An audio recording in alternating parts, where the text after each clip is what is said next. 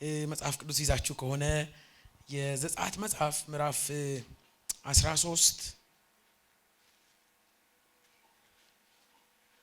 ለስንቶቻችን መልእክት ሊሆን እንደሚችል አላቅም፣ ግን እግዚአብሔር ዛሬ እንደ አዲስ የሚያስታጠቃቸውን ሰዎችን ጌታ ተናግሮኝ ነው የመጣሁትና እስኪ ነጋ ማይጠብቁ ሌሊት ላይ መዘመር የሚችሉ ይንጋና ለዘምር ማይሉ ቆይ ያቅልለው ጥያቄውን ይመልስና ማይሉ ግን መከራው መሃል ላይ መሳቅ የሚችሉ እግዚአብሔር ኃይላቸውን እንደገና የሚያድስላቸው ሰዎች ክብር ለእግዚአብሔር ለአምላካችን ነው። ምዕራፍ 13 ቁጥር 17 ላይ ያለውን የጌታን ቃል ነው የምንካፈለው። ምዕራፍ 13 ቁጥር 17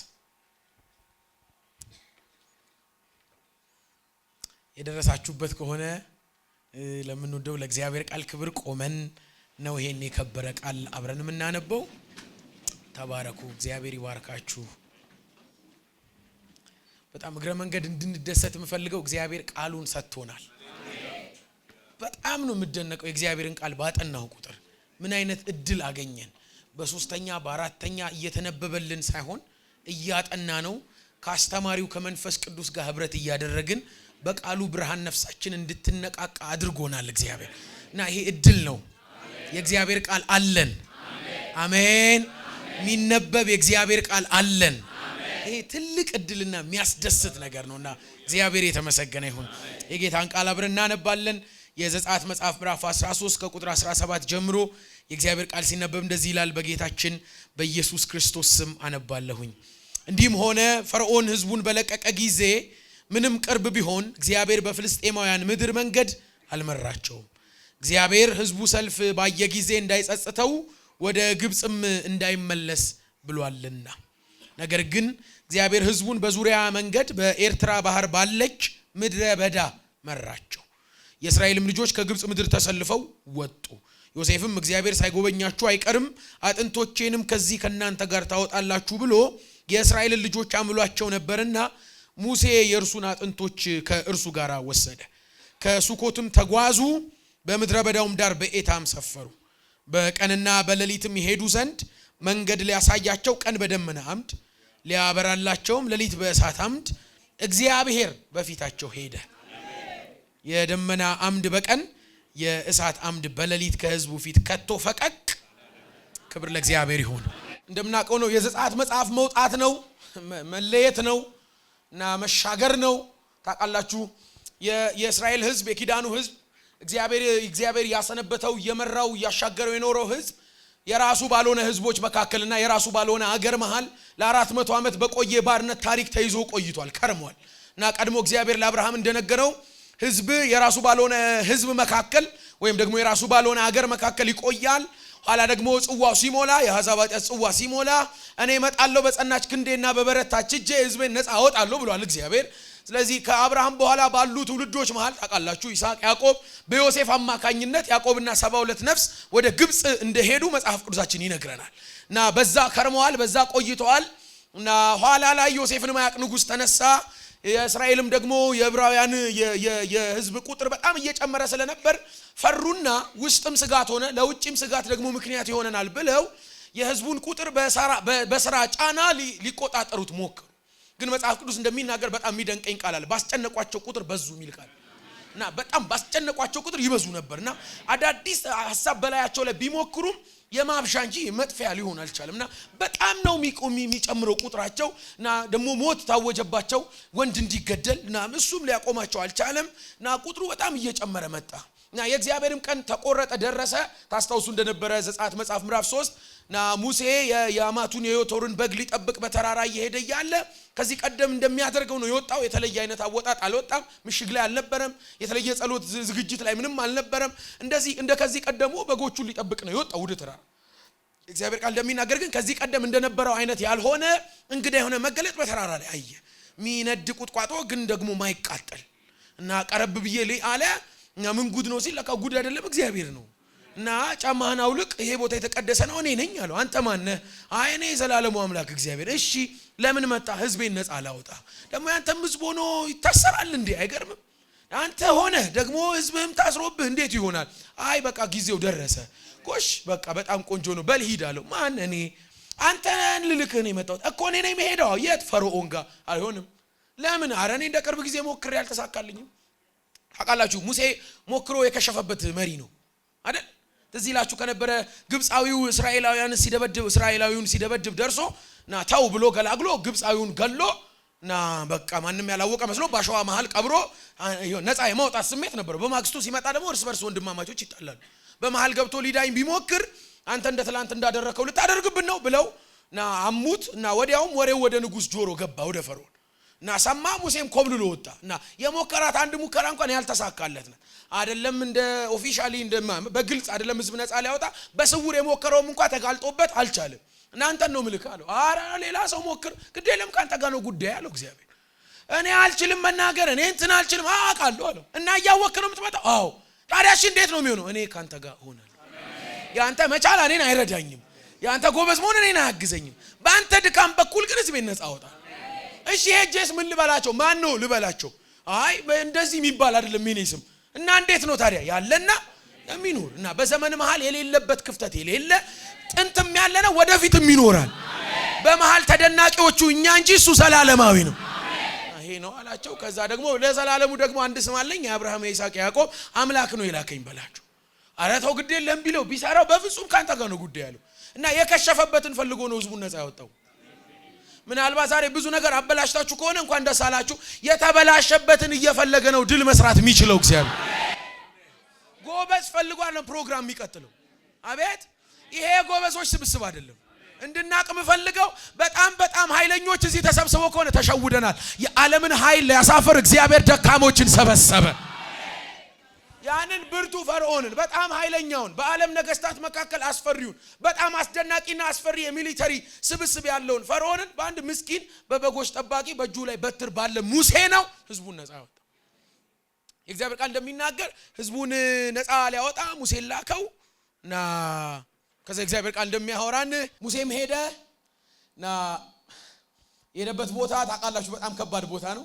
ፈርዖን ጋር መጣ። የእግዚአብሔር ቃል እንደሚናገር ህዝቤን ልቀቅ ይልሃል አለው። አቤት ህዝቤን ልቀቅ ማለቀው ዘንድ ማን ነው እሱ አለ። ተው አይባልም። ተው አንተ ጀማሪ ነህ እሱ ነዋሪ ነው። ተው እና መጽሐፍ ቅዱስ እንደሚናገር ማን ነው እግዚአብሔር ለቀው ዘንድ ማን ነው? እንደውም ህዝቡን ስራ አታስፈታ ሂድ ከዚህ ያለው። ወጣውበት አለ ሙሴ። እኔ ወጣውበት ትነጋገራለህ ማን ነው ነው ያልከው። ስለዚህ ራሱን ያስረዳል። እኔ አላወራም። አያችሁ አምላካችሁ እግዚአብሔር ቆንጆ ሰባኪ አይፈልግም ለማንነቱ ትርጉም። እናንተ ዝም ብትሉ ሰማይና ምድር ስለ እግዚአብሔር በበቂ መልኩ ይሰብካሉ። የማናችንም ስብከት የማንነቱ ትርጓሜ አናት ላይ አይደርስም። እንሞክራለን እንጂ አንችልም። እርሱ ራሱን በራሱ የሚተረጉም አምላክ ነው። ነው ወጣበት ሙሴ።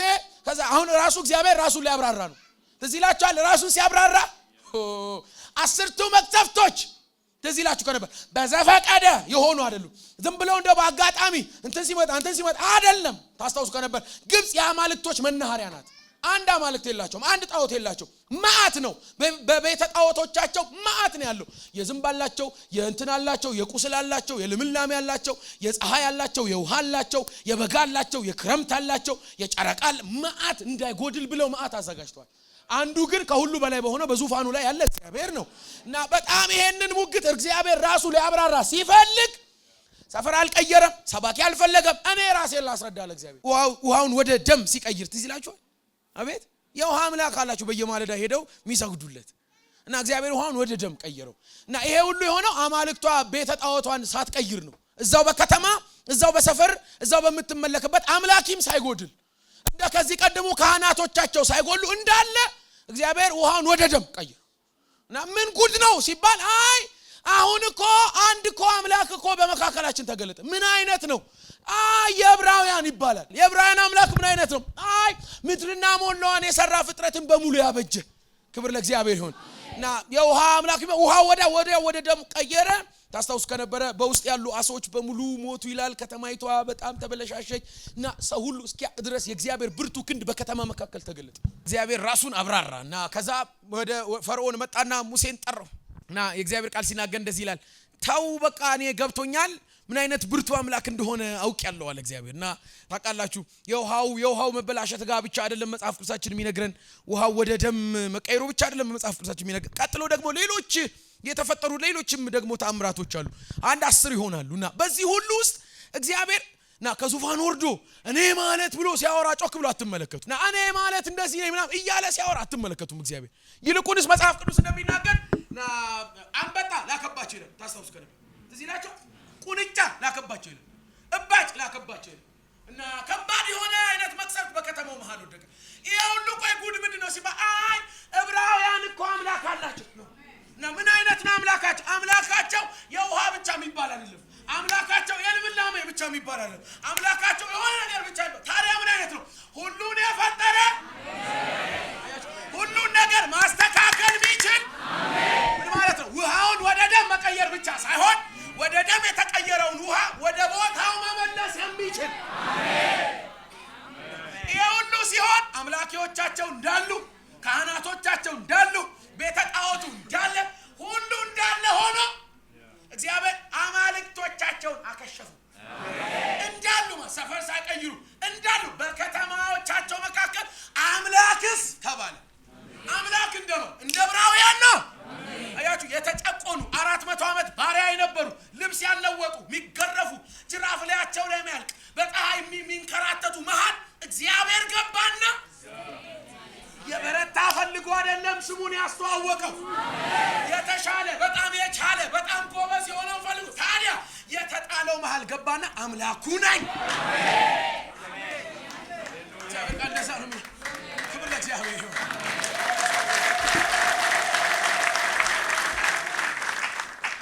ከዛ ታስታውሱ የለ የመጨረሻ አወጣጥ የበኩር መሞት አይደል? እዚህ ላችኋል እና የበኩር መሞት እኮ ነው የመጨረሻው። እና በዚህ ሁሉ ውስጥ እግዚአብሔር ከዙፋኑ አልተነሳም። ይሄ ብቻ ስሙኝ፣ በቃ ይሄን ነግራችሁ ነው ማለት ነው። እግዚአብሔር ከዙፋኑ እዛው ዙፋኑ ላይ አልወረደም። ከፈርዖን ጋር የሚለካካ እግዚአብሔር የለም። ምንም አይነት ረጅም ሊሆን ይችላል፣ እንዴትም ያለ ጡንቸኛ ሊሆን ይችላል። እግዚአብሔር ወርዶ ከፍጡር ጋር አይለካም። አልወረደም። ፈርዖንን ሊያስደነግጠው እጁን አልዘረጋም። መጽሐፍ ሲናገር እንደዚህ ነው የሚለው፣ ቁልጭ አላከበትም። ይበቃዋል። ለፈርዖን አንበጣ ይበቃዋል። እግዚአብሔር አይወርድም ከዙፋኑ።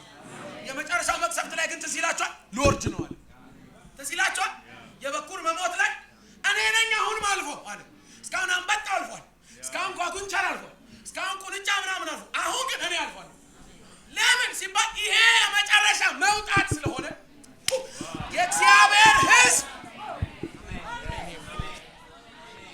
የእግዚአብሔር ሕዝብ በአንበጣም በታምራትም በብዙ ድንቅም አልወጣም፣ በበጉ ደም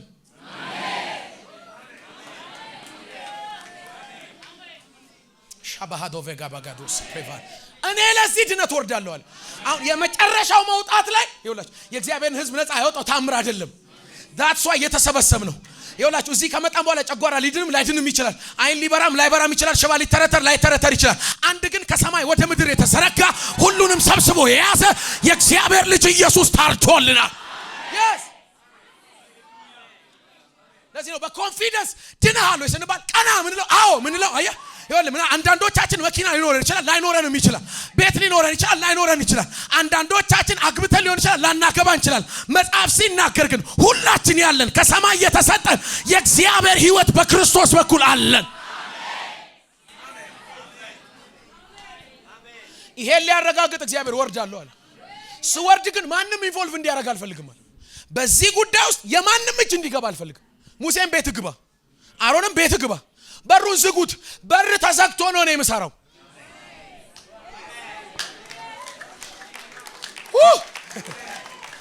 ምን ማለት ነው? ሐሳብ መስጠት አትችልም። በመሰረቱ እግዚአብሔር ወርዶ ማንም ሐሳብ ሊሰጥ አይችልም። ነገሩ ደግሞ የመኖርና የመዳን ከሆነ ራሴ ነው የምገባው አለ። ሳልፍ ግን ትዝ ይላችሁ ከነበረ ሳልፍ እና አንዱን እያዳንኩ እየመረጥኩ ምናምን አይደለም የማልፈው አለ።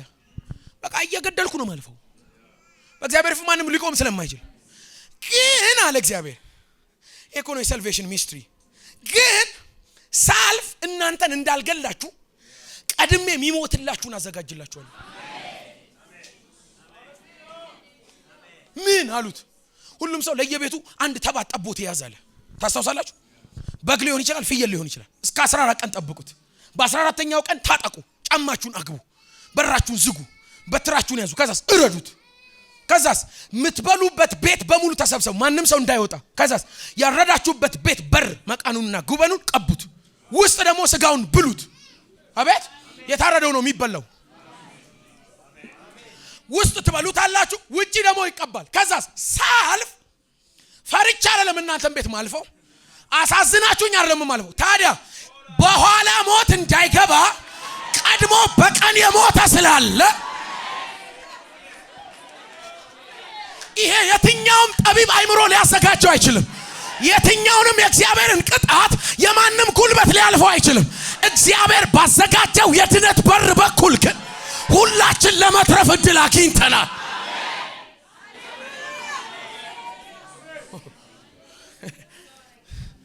ና ውጪ የሚናገረው ደም ነው፣ ውስጥ የሚበላው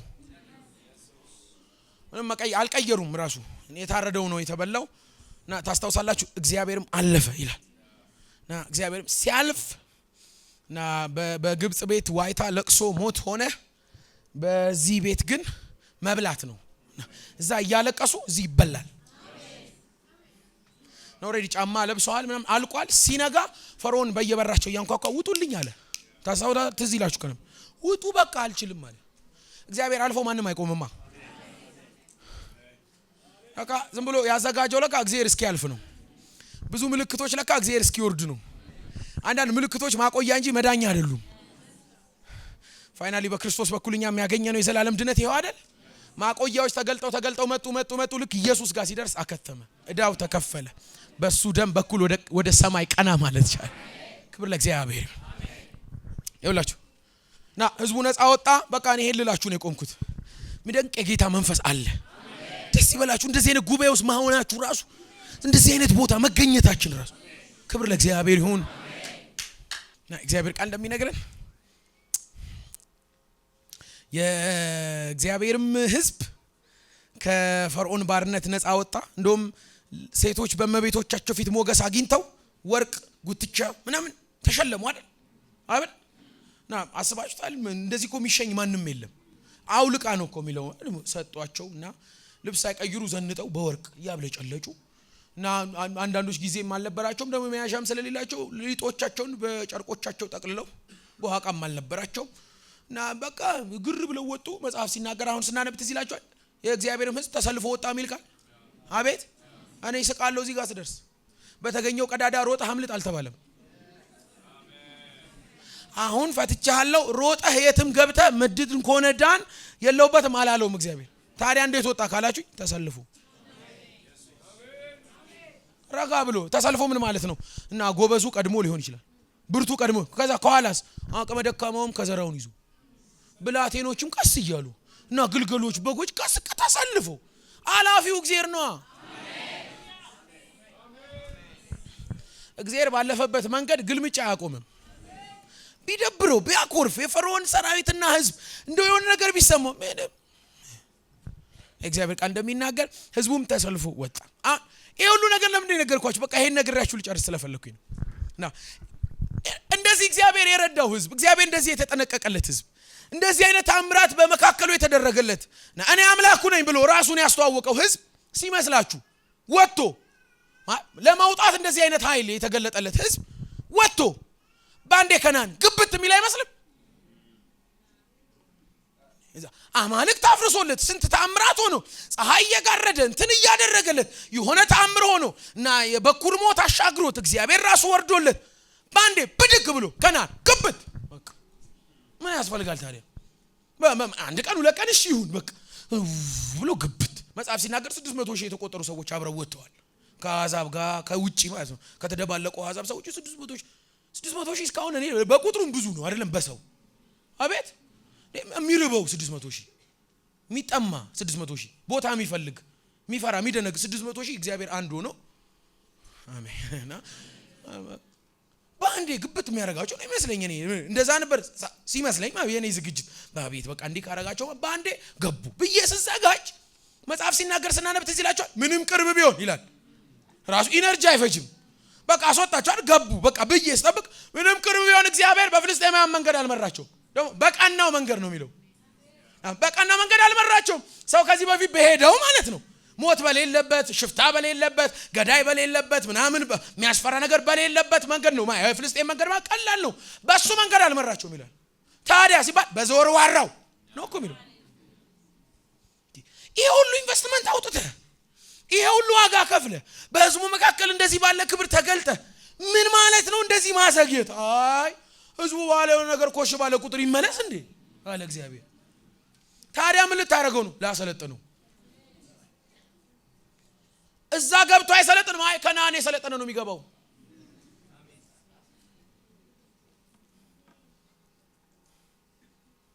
መንገድ እመራለሁ አለ እግዚአብሔር። እሺ ቤት ትመራለህ አለ። ሌላ መንገድ ከዚህ በፊት ብዙ ሰልጣኞችና አሉ። አሁን እኛ እንኳን የምናውቃቸው ጀግና ሰራዊቶች የሚሰለጥኑበት አለ አይደል? ምን ነበር አንዱ ራሱ አፌ ላይ ነው። እዚህ የሰለጠነ የለም ማለት ነው አሉ እኮ ትልልቅ። እግዚአብሔር እንደሱ አይደለም የሚመራ። ታዲያ እሺ ነው የምታሰለጥነው? በምድረ በዳ እግዚአብሔር በምድረ በዳ ይመራል። ይሄው እግዚአብሔር ቃል። ዛሬ ምን ልትለን ቆምክ? እግዚአብሔር በምድረ በዳ ሲመራ ልላችሁ መቆም እንዳንዶም እየተቃወማችሁኝ እንደሆነ አላቅም። በኢየሱስ ስም ምን ምድረ በዳን መለምለም ነው እንጂ ደስ ይለኛል።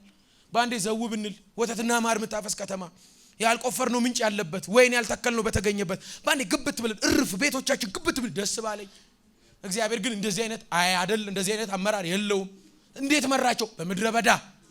ምድረ በዳ ማለት ነው ለመኖር ችግር፣ ለመቀጠል ችግር፣ ለመመለስም ለመሄድም እንግዳ፣ ያለ መሪ ማትችሉበት ሰፈር ማለት ነው። ምድረ በዳ ማለት እኮ በቂ ምልክት የሌለበት ሰፈር።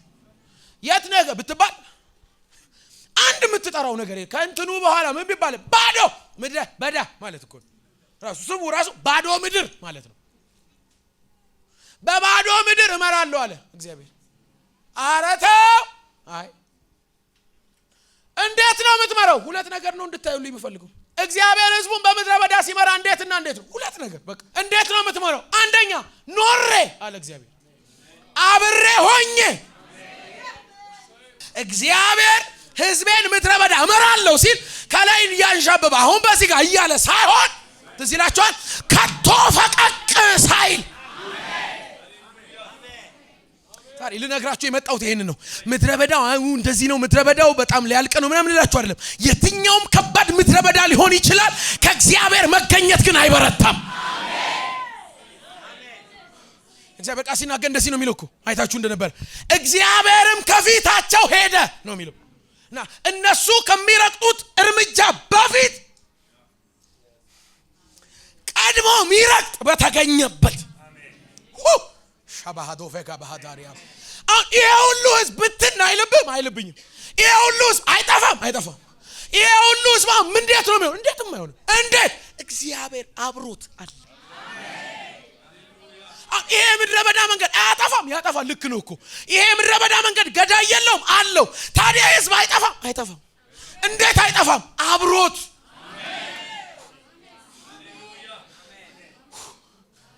ክብር ለእግዚአብሔር ለአምላካችን።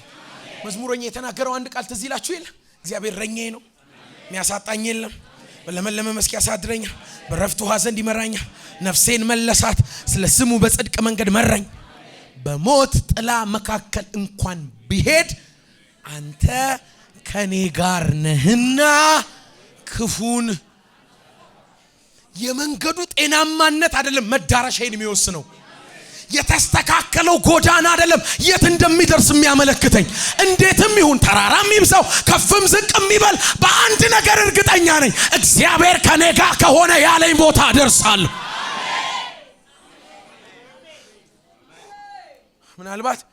ምናልባት ከብዙ ሙቀት መሃል የተነጠላችሁ፣ ከብዙ ድል መሃል የጎደላችሁ፣ ከብዙ አጀባ መሃል ያላችሁ፣ እንደ ትርፍ ብላችሁ ያላችሁ፣ ሰብሰብ ያረጋችሁ እግዚአብሔር ለብቻ የሰበሰባችሁ፣ መሳ ከምትችሉበት ሰፈር ነጠል አድርጎ ከራሱ ጋር ሊያግባባችሁ ጊዜ እያስወሰዳችሁ ያለ እነግራችኋለሁ፣ አይገላችሁም እሱ ብቸኝነት።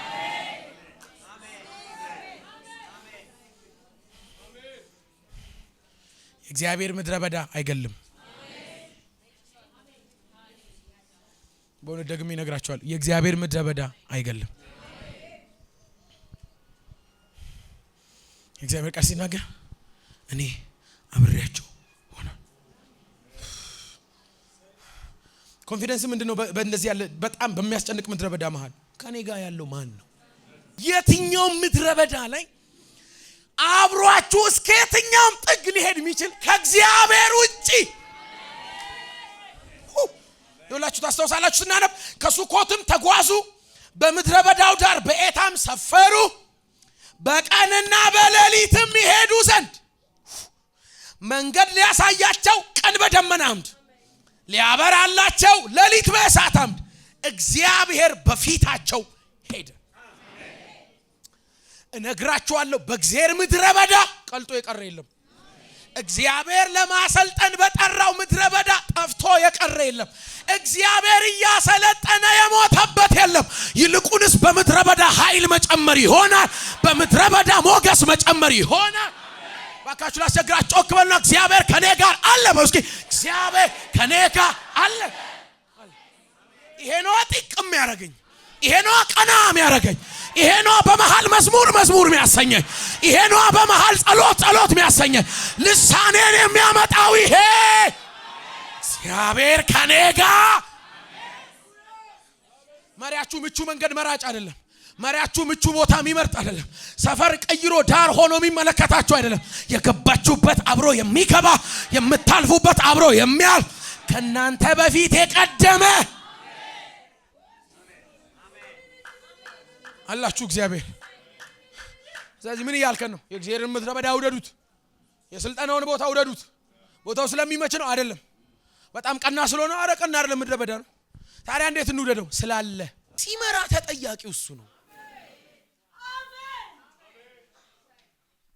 ታስታውስ ከነበር ሙሴ ጋር መጣው ውሃ አሉት። ሙሴ ቀና ብሎ ውሃ አለ። ከየት ያመጣል ሙሴ ታዲያ ካልጠየቀ? ውሃ ይሉሃል አለ። እጅ ላይ ምን አለ? በትር ጣለው ውሃ ውስጥ አለ።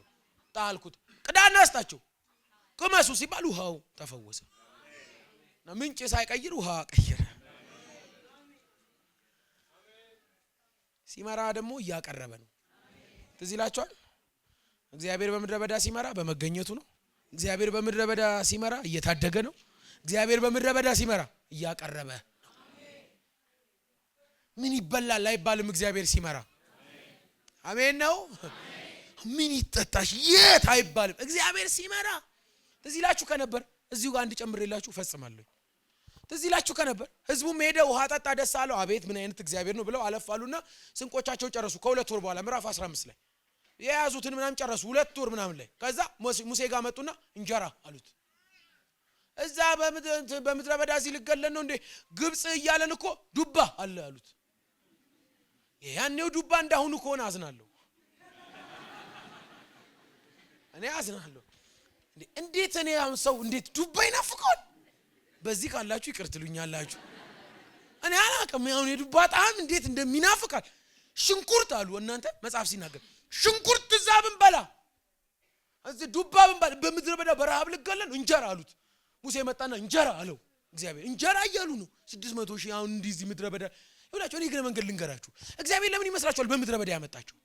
ምን አለበት በዛ በፍልስጤማውያን መንገድ፣ በኢያቡሳውያን፣ በኬጣውያን፣ በኤዋውያን መንገድ ቢመራቸው? ምን ማለት ነው? ሲጠማቸው እንኳን ውሃ ቢሉ የሆነ ዛሬ እንኳን ስንቅ ብትሰጠን ስንገባ እንሰጣለን ቢሉት አልፈለገም። ለውሃም እሱ ለእንጀራም እሱ ለምንም እሱ እኔ ብቻ ታስወይ ዘዳግም መጽሐፍ ላይ ሙሴ ሲናገር እግዚአብሔር ለብቻው መራው፣ ከሱ ጋራ ሌላ አምላክ እንጀራ አሉት። ከዛ እግዚአብሔር መጣና ነገ አዘንበዋለሁ በላቸዋለሁ። አዘንበዋለሁ ነው ሰጣቸዋለሁ። አይ አዘንበዋለሁ እና በልካችን አይደለም ተርፎ በቃ የምትችሉትን ብሉ፣ ይዘንባል፣ ጠዋት ተዘጋጁ በላቸው። ተዘጋጅተው በማግስቱ ሊበሉ ሲመጡ የሚያውቁት እንጀራ አይደለም። ትዝ ይላችኋል። የመላክ ምግብ ነው የሚለው እኮ መጽሐፍ ቅዱስ። ምን ከዚህ ቀደም ያልነበረ ሲያዩት እንደ እንጀራ አይደለም፣ እንደ ድንብላል ነገር ነው፣ እንደ ማር ነው፣ ውስጡ ጣፋጭ ነጭ። ሲቀምሱት በጣም ይገርም ነው። ስም አወጡለት። ታውቃላችሁ ማን አሉት? ማቤት መና ማት ነው። ምንድነው ማለት እኮ ነው። ስለዚህ እግዚአብሔር ቁርስ ምን አበላቸው? ምንድነው? ምሳ ምን በሉ? ምንድነው? የምድረ በዳውን ጉዞ ምን በሉ? የብዙዎቻችን ህይወት ምንድነው እንደሆነ ታውቃላችሁ? ምንድነው እንዲህ የሚያስቃቸው? ምንድነው እንደዚህ ያማረባቸው?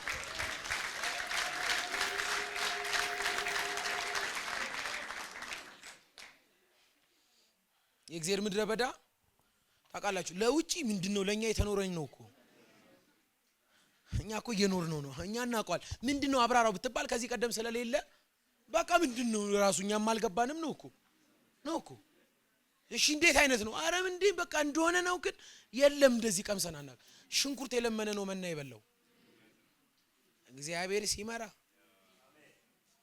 ብንፈቅድ ያዋጣም ወይ በእንግዳ ታምራት መሞላት ከፈለጋችሁ አስደናቂ ነገር በህይወታችሁ እንዲገለጥ ከፈለጋችሁ ፍቀዱለት ግን መናውን ሲሰጥ ታውቃላችሁ ለወር አይደለም መናውን ሲሰጥ ለአመት አይደለም ለሳምንት አይደለም የየቀን ነው ለምን አትሉም ስለሚቸግረው አይደለም አዘገጃጀቱም ልክ ስላልሆነ አይደለም ታዲያ ለምንድን ነው የየቀን ህብረት ይፈልጋል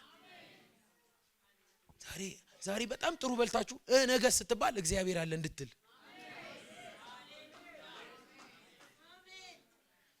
ይሄን ነግራችሁ ነው ፈጸመው እኔ ወዳችኋለሁ በጣም በብዙ ደስታ ነው በፊታችሁ ያለሁት የእግዚአብሔር ቃል ሲናገር ትዝ ይላችኋል እግዚአብሔር መጣና ዛሬ የሚበቃችሁን ብቻ ብሉ ነገ ደግሞ ይሰጣችኋል አትሳቀቁ አላቸው ህዝቡ ታስታውሱ ከነበረ አሉ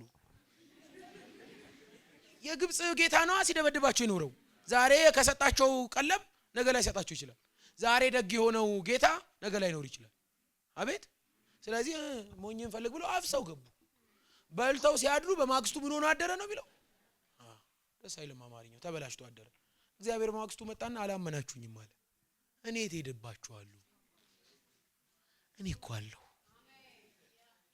እኔ እንደ ግብጽ ጌታ አጠራጠራለሁ እኔ ካለው መናለ እኔ ካለው ጥበቃ አለ እኔ ካለው አቅርቦት አለ እናንተም ብዬ አይደል ምድረ በዳ መሃል ያሉት ሸለቆ ተራራው ከፍታው ዝቅታው አቤት ከሱ ጋራ ከፊት ለፊት ሲሄድ ጄን ይዞ እኔን እየመራ አዎ አይቼዋለሁኝ ፍቅሩን ጥበቃውን ለልጁ እንዳበዛ ዛሬም ቢሆን አምነዋለሁ አይተወኝም እንዲሁ እንደዋዛ እግዚአብሔር ያለ ለምን ፍራሽ አላባጋዳ ጋባጋጃ ዲያላባስ አምናንም ካቻምናንም አምናንም ካቻምናንም እግዚአብሔር ያለ እንዴት ፈራለሁ አምናንም ካቻምናንም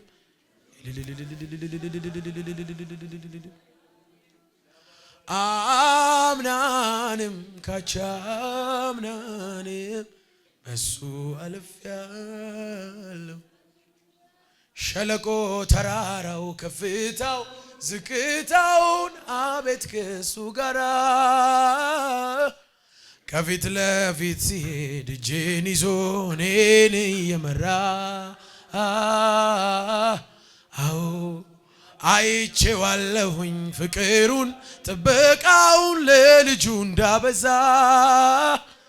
ዛሬም ቢሆን አምነዋለሁ አይተወኝም እንዲሁ እንደዋዛ አባቴ ያለ እንዴት ፈራለሁ አምናንም ካቻም ሻባራጋዶ ጋባጋጃ ለባራዲ ያላባራባራባስ አምናንም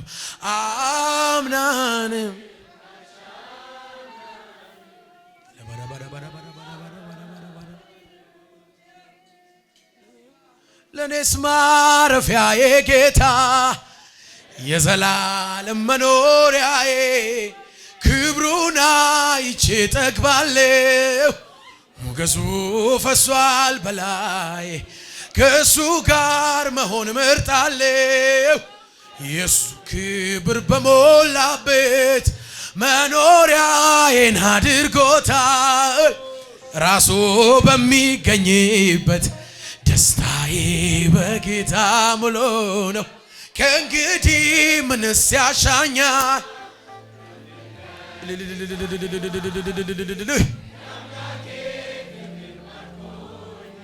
የምድር ዝና ከበሬታ አላፊ ሻባሃዲ ከባሃዶ ሰፕሬቬናማ የአምላኬ ክብር ባለበት የኔሳት